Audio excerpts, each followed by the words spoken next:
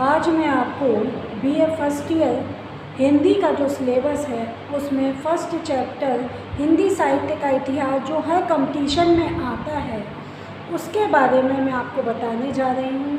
तो उसमें हिंदी साहित्य के इतिहास में सर्वप्रथम जो काल आता है आदिकाल, तो उस आदिकाल की मैं रचनाएं और कवियों के बारे में आपको जानकारी देना चाहती हूँ जो आपके हर कंपटीशन में आपके लिए उपयोगी हो सकता है।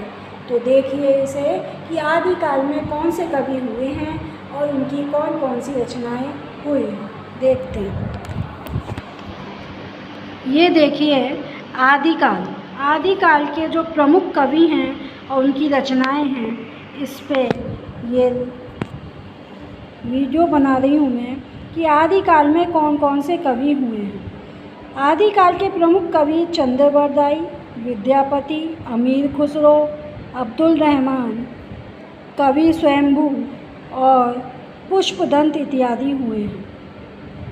अब इस आदिकाल की जो प्रमुख रचनाएं हैं वो कौन कौन सी हैं कि पहली जो प्रथम रचना आदिकाल में लिखी गई वो थी पृथ्वीराज रासो। पृथ्वीराज रासो लिखी गई और इसके जो कवि हैं वो हैं चंद्रबरदाई। चंद्रबरदाई जी ने पृथ्वीराज रासो ग्रंथ लिखा आदिकाल में, सर्वप्रथम हिंदी साहित्य का प्रथम ग्रंथ है। दूसरी है परिमल रासो, परमाल रासो या परिमल रासो। ये इसके जो रचयिता हैं, जो कवि हैं वो है जगनिक। कवि जगनिक ने परिमल रासो रचना लिखी, ग्रंथ लिखा। और तीसरी है विद्यापति पदावली। विद्यापति पदावली आदिकाल के प्रमुख कवि हुए हैं विद्यापति।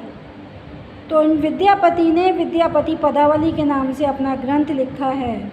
और इसके अतिरिक्त इनके और भी दो ग्रंथ हैं जो बहुत प्रसिद्ध हैं, वो हैं कीर्तिलता।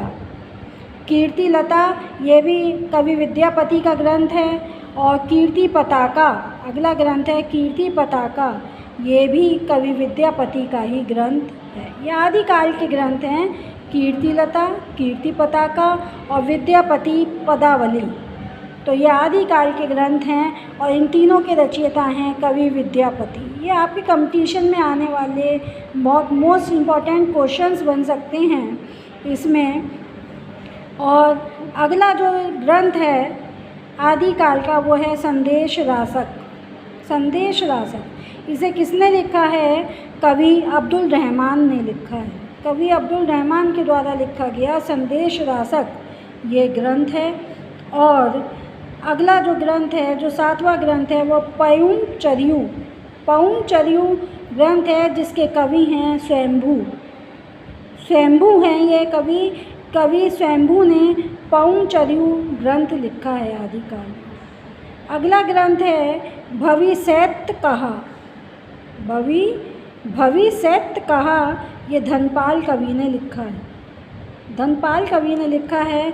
और नवा ग्रंथ है परम प्रकाश। परम प्रकाश ग्रंथ है जो जोइंदू ने लिखा है। जोइंदू कवि ने लिखा है।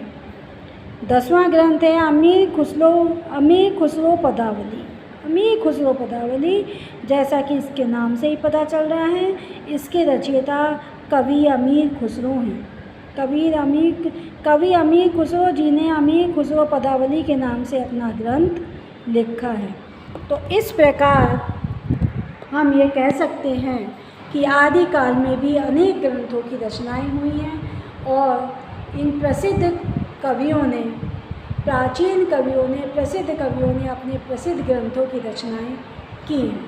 और ये आपके कंपटीशन्स में आने वाले बहुत महत्वपूर्ण प्रश्न हैं, हो सकते हैं, जिनका आपको उत्तर लिखना है वहाँ पे। तो आप इसे तैयार कर लीजिए। या आपके बीए के फर्स्ट सेमेस्टर के एग्ज़ाम में भी आएंगे और कंपटीशन में भी हिंदी के क्वेश्चंस आ सकते हैं। धन्यवाद।